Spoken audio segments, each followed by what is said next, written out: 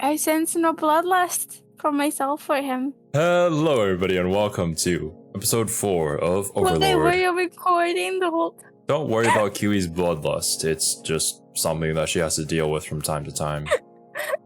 Last episode, I'm just gonna keep calling him Gilgamesh. I know that his name is Jerkniv, but Gilgamesh is just... Oh, his name is Jerkniv? Yeah, it is. Jerkniv of something Nix. I don't know. This man is in a very bad position at the moment. Ainz literally stepped into his arena and is about to go up against pretty much the strongest warrior, and Ainz is probably gonna beat the shit out of him. Not gonna lie. This is gonna be really, really bad for him. Also, the Power Rangers from last episode have already left because they see that Ainz is here and they think that it's probably some sort of ruse or something. Relationships with that country are not going very well. I think the end for Jerkniv is basically just servitude towards Nazarick. We'll see how this plays out. I don't know what Ainz is really thinking during this situation. Even Ainz doesn't know what he's thinking, yeah. Comments from last episode. Oh no. Let's see here. Master Aeonix. They said at the start that those Power Rangers were from the Slain Theocracy. The Black Scriptures they mentioned were mentioned in Season 1 as a thing Clementine was a part of, and betrayed the Crown of Wisdom. Was the jewel that Clementine took and put on Nifty to control the army of undead. I actually completely forgot about this from Season 1. Yeah, there was that thing with Clementine, and Ainz hugged her to death. Yeah, I remember now. I do not remember anything. Good. Yes. Good. You're such a good reactor, Kiwi. That's why we have you on the Legit Weebs channel. I am a meme. But I'm a circus. yeah, last episode there were just so many names being dropped that it was just really hard to think and remember and know where they all come from and who they're referring to and what names are new, what names are old, stuff like that. Thank you though for leaving those comments to help us out. Overlord can get a little overwhelming sometimes. But yeah, once again, thank you Aeonix for the helpful comments on our Monogatari and our other reactions. You guys know what to do. Open up your own copy of the episode so you know the time that will appear within Kiwi's hands at the end of my countdown, and let's just get right into the anime. I'm gonna start this episode this time. in 3, 2, 1, play.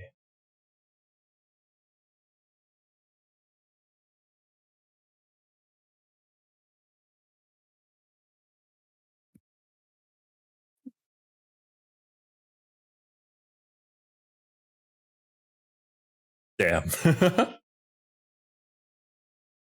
That is definitely a maiden in love. You were not looking in her eyes, were you, Zero? I was looking at her nose. Yes. The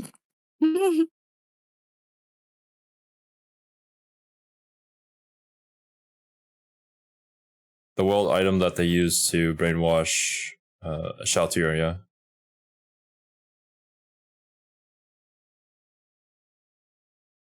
Or at least that's what I'm assuming.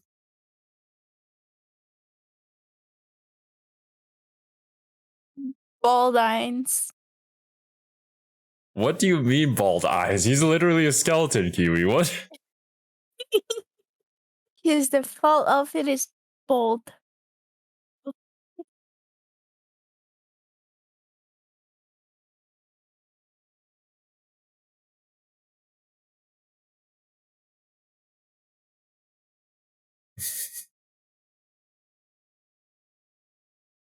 idea da.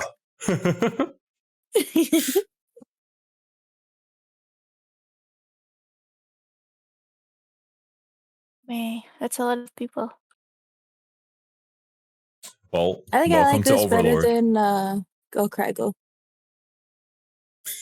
The problem is that everything after Go Cry Go has been better. I mean, Go Cry Go is my least favorite Overlord opening. I like this one more than it. I don't know if I like it more than Cotonoya yet. I don't remember any of the Overlord openings. You guys have proven that to me. You don't remember anything. I don't know how you guys can get them mixed up in AMQ. Yeah, I know, right? I only know Veracity. Do you even know what season Veracity is from? Veracity is the best Season opening. 3. Okay. I cannot wait to meet this Lady Knight She looked badass and instant waifu, and she's fighting a Death Knight. Also, this dragon guy. The dragon guy kind of looks like he has that armory. I don't know what it's called, but it was from the Final Fantasy PC game. Is it 14? Or was it 15? 14. 14. That's the MMO. 15's the MMO? No, 14's the MMO. Then it's the other one, the PC one. I don't know what you mean by PC one. Okay, I don't know what I mean by PC one either. It's 15 is on like almost every console, so like yeah, 15. My bad. 14's the only one that's exclusive to the PC because it's an MMO. Yeah, I was just describing it incorrectly. I was thinking should have said single player.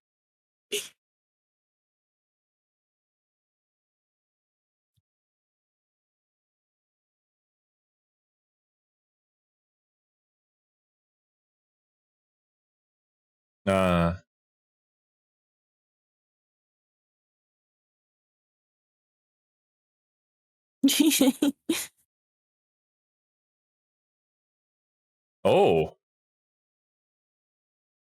Well, I mean, there are adamantite adventures here. We know that. Mm-hmm. Mm-hmm.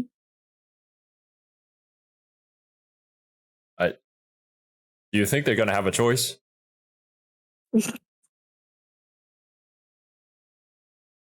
Oh, he appreciates the constructive criticism.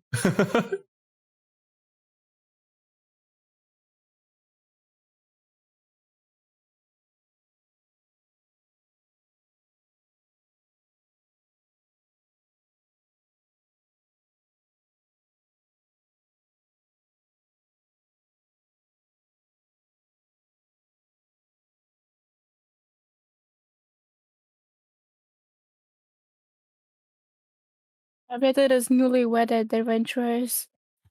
Of course you did. Why is that? Of course it did. You always misread these things, Kiwi. You just have shipping on the brain. I don't ship anyone though. Oh, so this is how the idea came about. Oh god. So it's your fault then. It was just coincidence that Ainz was there. Well, I mean, he was originally coming here to recruit the adventurers, but then our guild leader here, just straight up sent him right into the arena. So yeah, it wasn't Ainz' plan.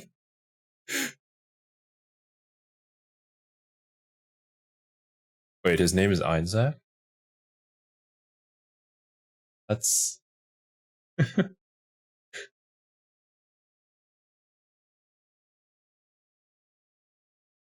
Okay, yeah, so this is little... Poor my boy.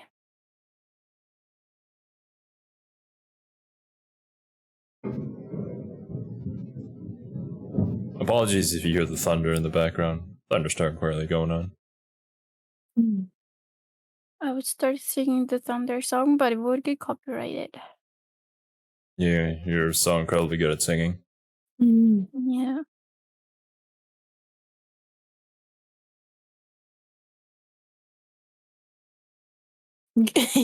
Oh, well. Bye-bye. I hope he landed safely. Yes, the old guy. Fluter. Oh, here he is. The cockroach guy. What? I wonder if Kiwi's watching the same anime. I am.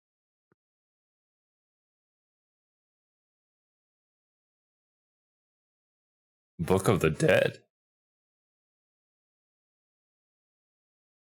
Probably a necromancy book. Can you not read it? Oh, yeah.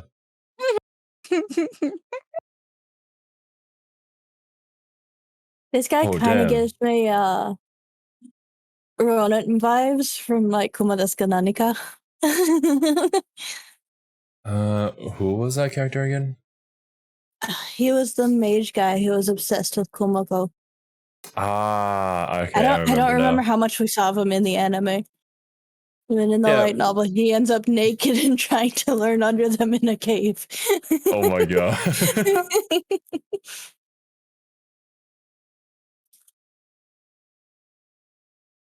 Oh, what was that sound?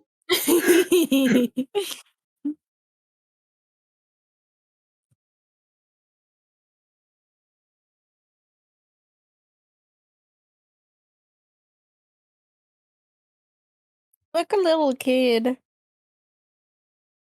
I mean, before the great power of Ainz, he is a very tiny child.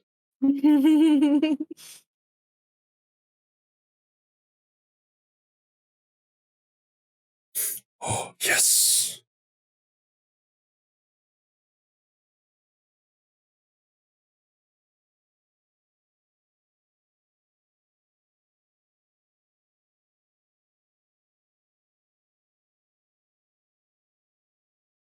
Fancy weapons?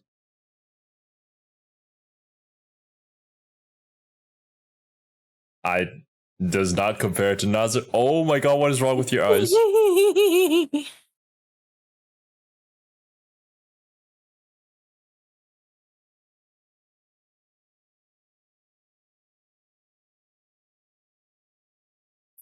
You know of runes. Who'd have thought it? Oh. Maybe the god can. Mm. Well, I mean, I'm just suspecting that the godkin are like descendants of previous players.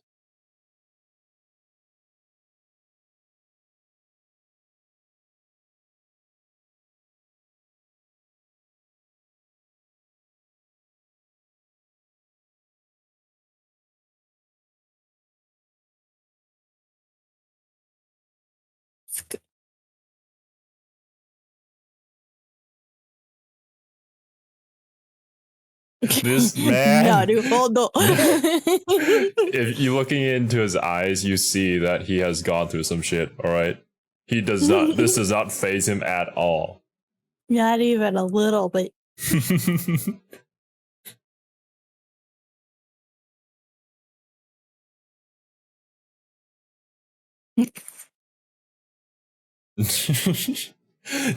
I don't think there's anybody here that can hurt Ainz.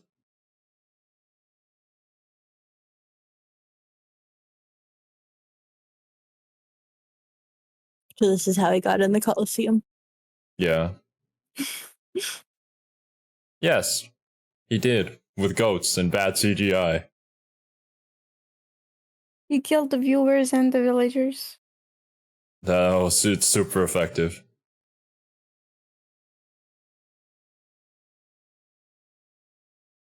That's a lie. He was lying through his teeth. Yeah.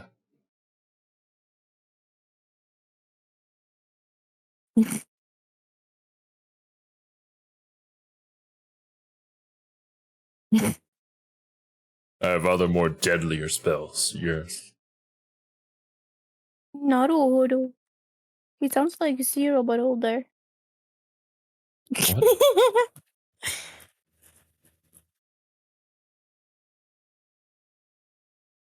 I doubt it.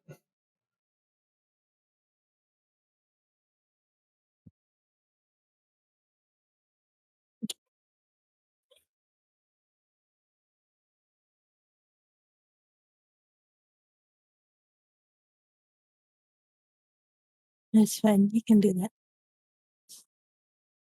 You can hug him to death. Kill them with love, Ainz. That's also. Oh, that's not the voice I was Oh. expecting. Yeah, that's such a deep voice. Oh, goosebumps?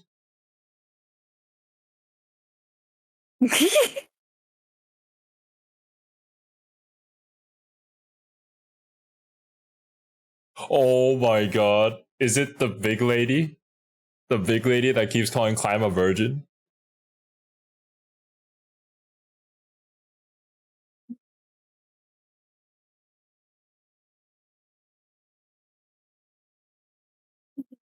Crap. Oh, I guess you gotta trust the animal instincts. Also, by the way, was that I a... think he looked like Ornstein. Not Ornstein, Smo. He looks like Smo. Actually, kind of looks like a fusion of Ornstein and Smo. I have no idea who these characters are. From Dark Souls 1. Oh, yeah, it does.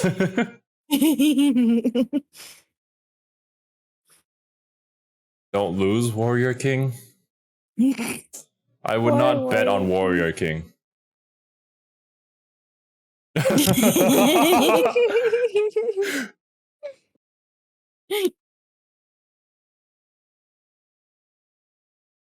Golgin.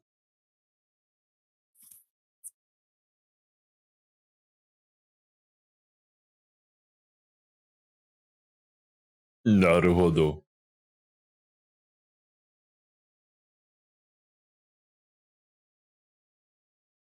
Oh yeah.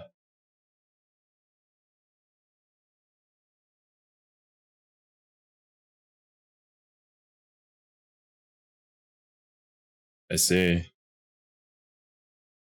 You're a lot smarter than that other guy.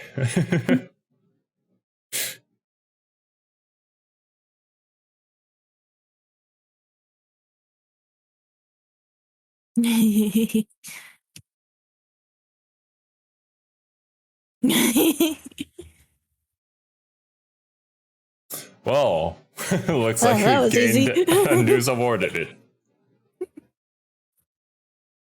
But him all What? bones. Yeah, what will he eat? The bone marrow? Maybe Ain's lower body is muscle. No, Like his legs and hips. no. No, definitely not. We've seen Ainz in the shower before. I meant to say bathhouse, yes.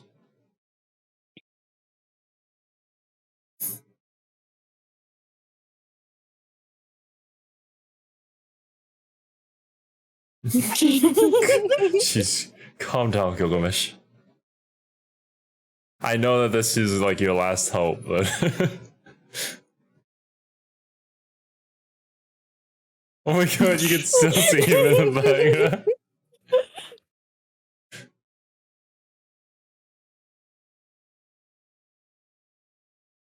Oh, damn. This is not good. Watch the troll be the most handsome character in the whole series after he takes off the mask.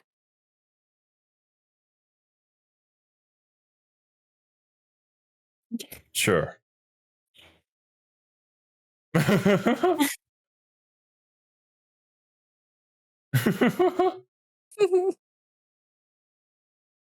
Ah, man, yeah, when Ainz touched him. Negative energy. He just thinks really dark thoughts.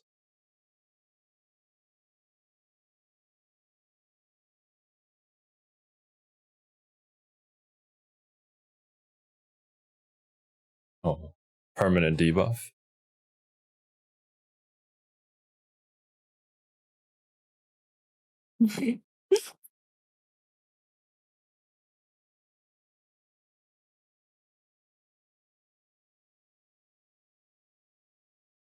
Wait, those are Clementine's weapons. Yeah. Or at least the same type of weapon. Yeah. Animation on point. He's fighting the same way she did, though. Yep. Oh, exactly the same way. He got roasted. Yum yum piggies.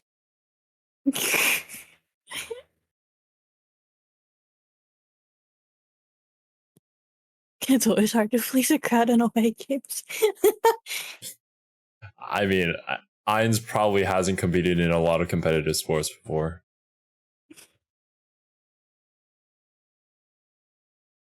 Public really do that? If you start losing, they switch on you? Oh, he's ugly as fuck. Never mind. Kiwi. What were you expecting? What? He's the warrior troll. I was hoping for a plot twist. Yeah, he's a really handsome guy who's a troll with this type Yeah. of body. Honestly, Very I'm handsome guy surprised with Kiwi a doesn't tough find body. him attractive. She finds the weirdest characters attractive. Yeah, that's true. Is it just Oh. the beard? If he didn't have the beard, would you find him attractive? Maybe. Oh my god. And maybe if he wasn't so green. Moi? Probably one of his guildmates.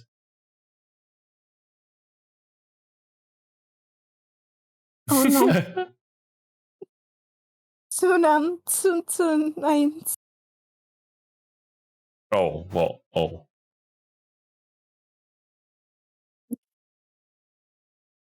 Well, that's not good. He's stroking his legs slowly as the guy dies. I am level 100. I'm a level 100 holy paladin. I don't think he's a Oh holy paladin. no. He is hands Well, and falling it's just a meme, Cerby. Calm down. You don't have to criticize me for everything. I criticize your meme. I criticize your face. Cerby's just staring at us menacingly. And now she moves.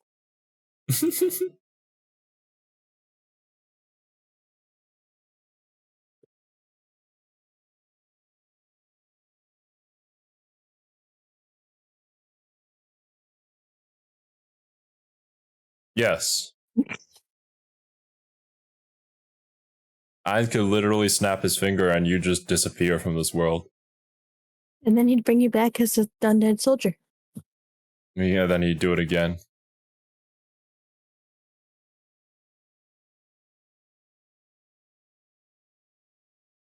Touch me. Which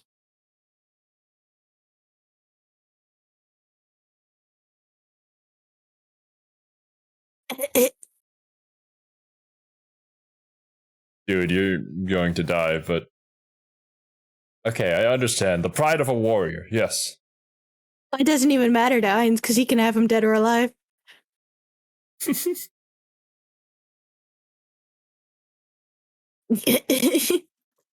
It's super effective! I think that would be the epitome of not effective. It's super effective on an emotional damage level.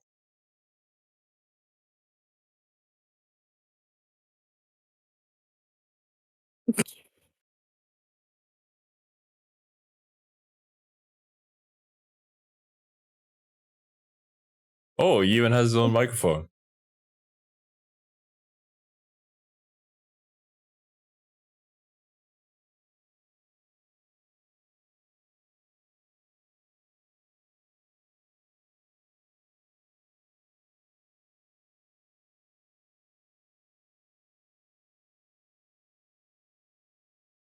Yes, very much so.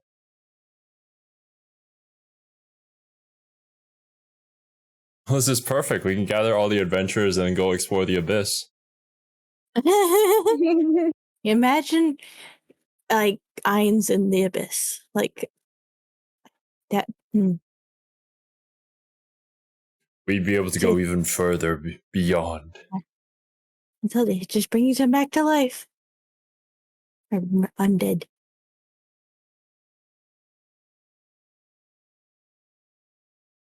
I don't even think he's an undead. He just revived him straight up. It wouldn't. Yeah, sure. It wouldn't be as good as a bargaining whatever convincing if he just made him into an undead monster. Oh, well, yeah. If we die, we just become zombies for him.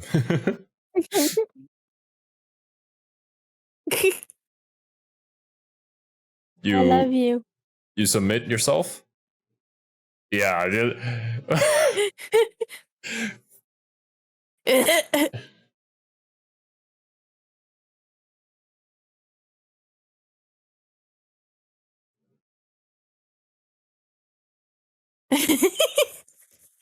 Oh my god, Ainz.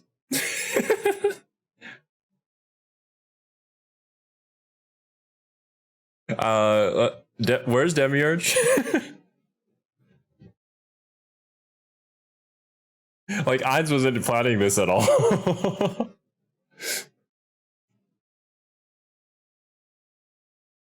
No, he hasn't. No, not even a little. Oh my. No, he just doesn't understand what a vassal state is. Oh my god.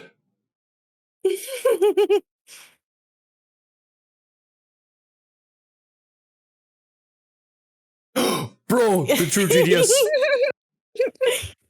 My god. I love that cut in.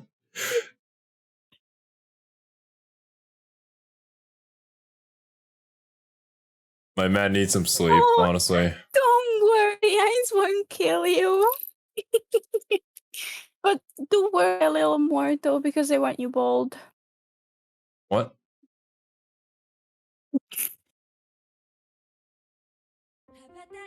What? And then it just ends there? Yeah, it's just trademark comedy for Overlord, where all the other characters just assume that this is a genius planned by Ainz all along, and then they just submit to all of his, well, what they assume is his will. Man, you gotta love it. It's actually Demi's in the control of Ainz's kingdom.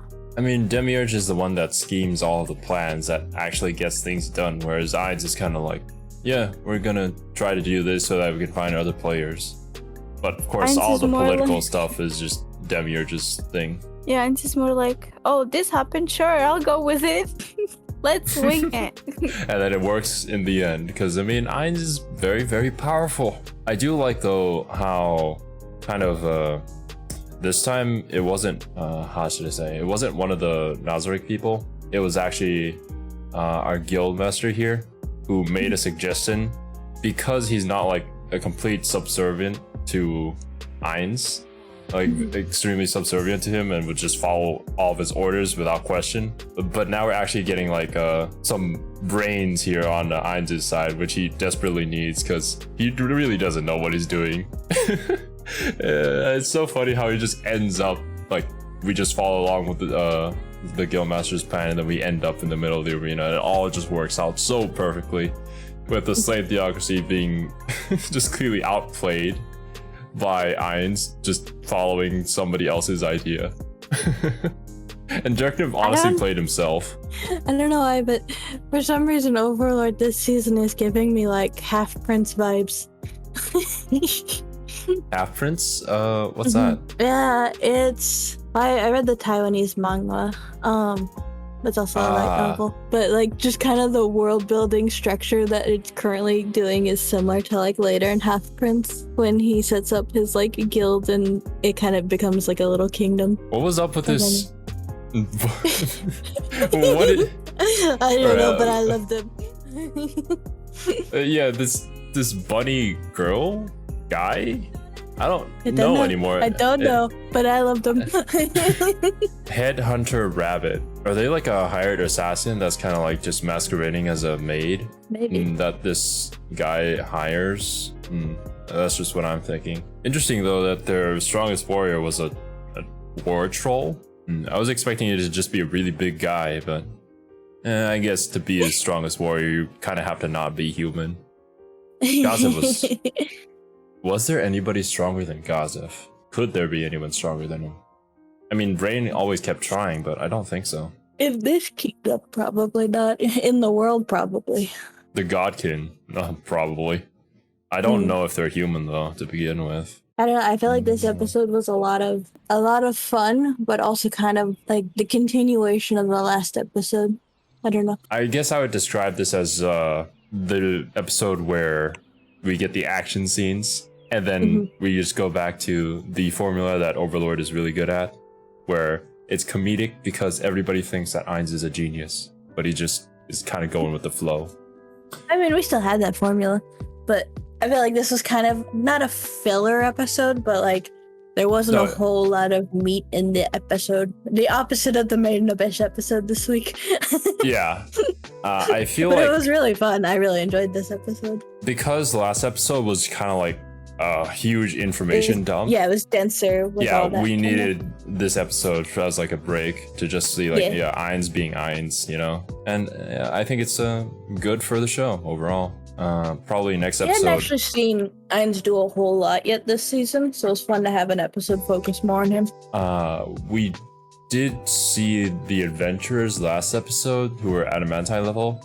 Perhaps they're going to pop up and end up joining Ainz's little thing here. I did think their designs were a little unique to be one-off characters, so I wouldn't be surprised. Yeah. But also, I feel like Overlord would be one to just be like, look at this cool character. Just kidding. So who knows? Ainz just snaps his finger. Oh, yeah, they're gone.